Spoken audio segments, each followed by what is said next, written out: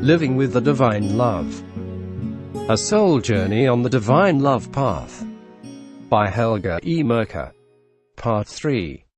Topics on Living with the Divine Love. Topic number 7. Expiation and Purification of Soul. We can say that all souls are created with some innate knowledge. Quote, "They do not need to learn it, it is simply there." In many cases, this primitive knowledge, for example, that God exists, He awaits us and He offers us His love, all becomes covered up in the later development of people, concealed by what we call encrustments of the soul.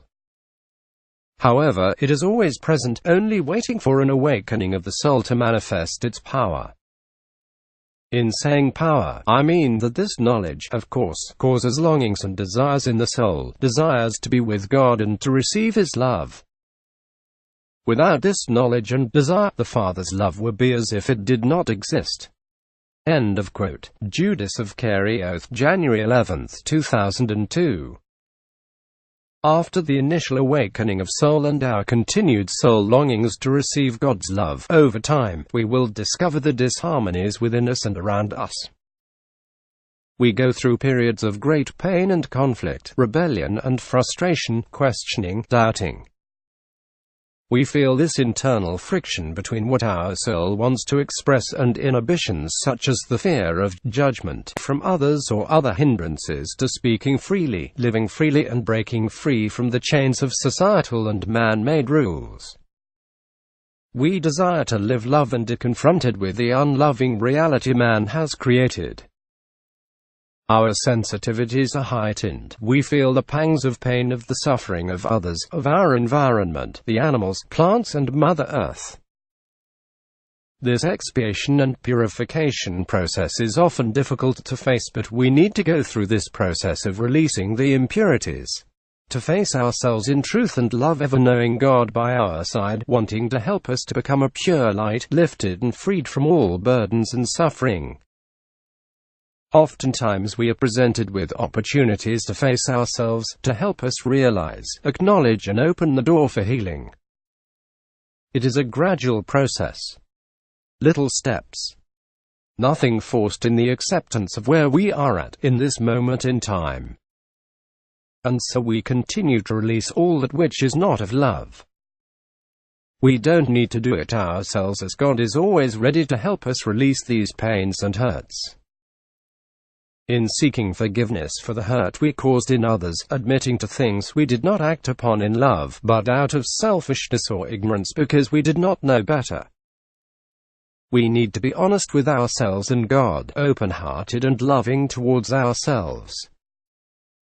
Upon this path of divine love, we are advised to pray with soulful longings for this divine love and to have faith that we are to receive it, the love that is the very substance of God. We know and have experienced that the divine love, upon entering the soul, will remove sin and error from it and provide not only purification but also its transformation into an atonement with our Creator.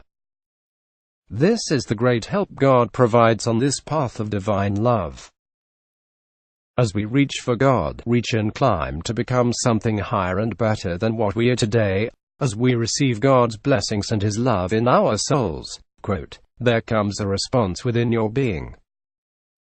The blessing of the divine love will cause your souls to begin a cleansing process where you release the toxins, so to speak, of your souls. You release all those elements within your soul that are not of this love, not of purity and grace and goodness. And this causes discomfort.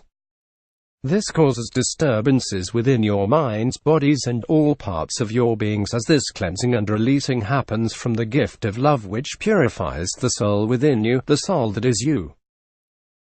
With this love comes other blessings, healings, energies which will cause your bodies to expiate toxins.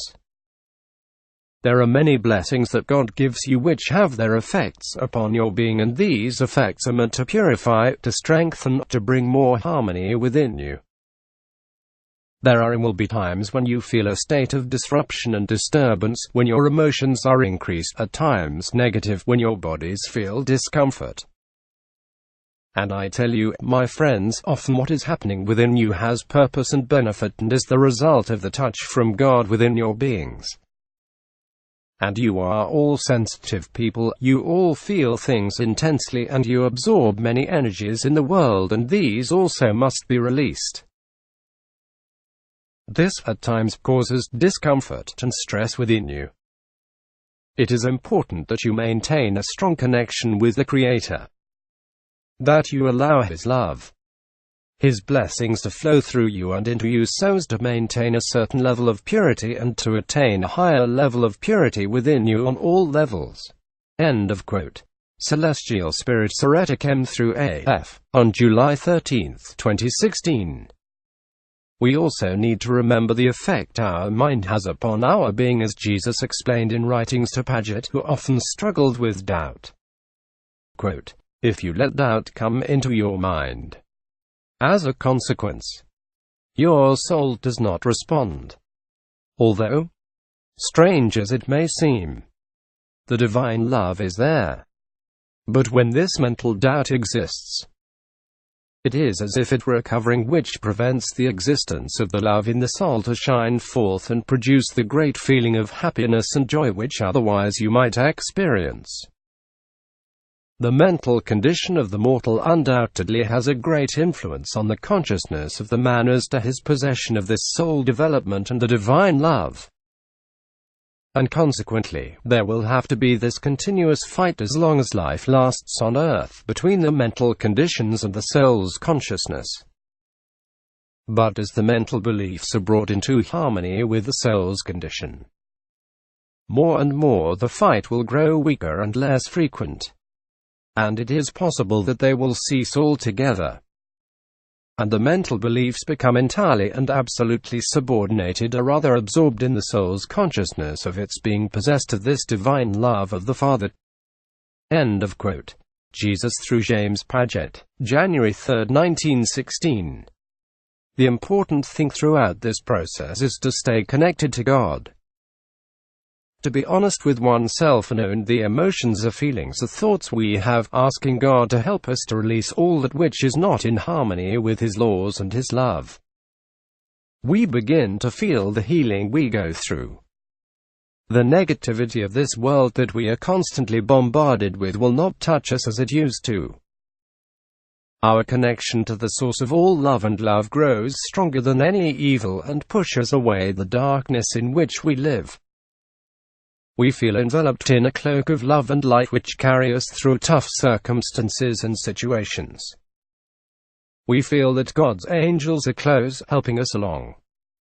As we act on our soul desires to be at one with or in harmony with God as often as possible, we feel compelled to release those things, those threads that hold us back and tie us down, those hindrances that make it difficult to be close to God at all times. A commitment and responsibility is asked as we grow on our path to eventually be born anew into the life divinum, life eternal. Quote, "There comes a time with every soul for them to release that cloak made from fear and error and desire of the material.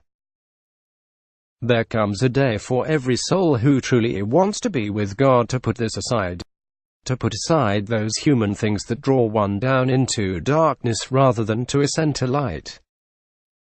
I went from wealth to poverty. I went from a place of ease and power to a place of aloneness and innocence, and yet I did not lose anything. I gained the world.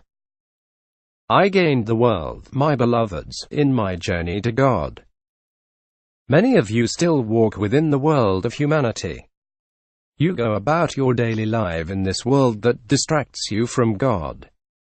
And we cannot blame you or condemn you for this, for you know no different. And although your souls have a deep desire to know God, your mind rules your actions. You are reticent to let go, to be free, to walk away from all your attachments.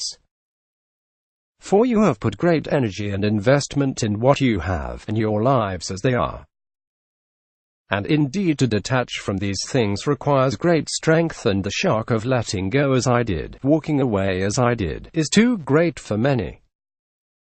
It is a gradual process of filling yourselves with the Father's essence through your prayers and desire to receive, and then gradually releasing all that is not in harmony with His love." End of quote. Francis of Assisi through AF. On August 20, 2015. And so it is for each one of us to decide how to walk our path to the at-oneness with God. For me personally, Francis's life story was a huge inspiration and example, especially at the time when I went through the question of how committed am I to God? How committed am I to this path? To these truths, to my soul growth. His story was pivotal in my decision to leave the life that I led behind and dedicate myself to work amongst the poor in service of this love. Since then, my life has become so rich, and joy accompanies me as I sing praises to the one I love most. We all desire to progress and grow. Our earth life, though a fleeting moment, provides us with ample opportunities for growth based upon challenges met and overcome. A sense of achievement or success accompanies the incremental self-awareness of the growth and development of the soul. True growth is not really possible without challenges to deal with and finding loving solutions. Thus, no one should fear the challenges of life, for it is through the successful handling of such challenges that we all grow and develop greater strength and character. God by our side is only a prayer away, releasing His love and all His help to carry and guide us through.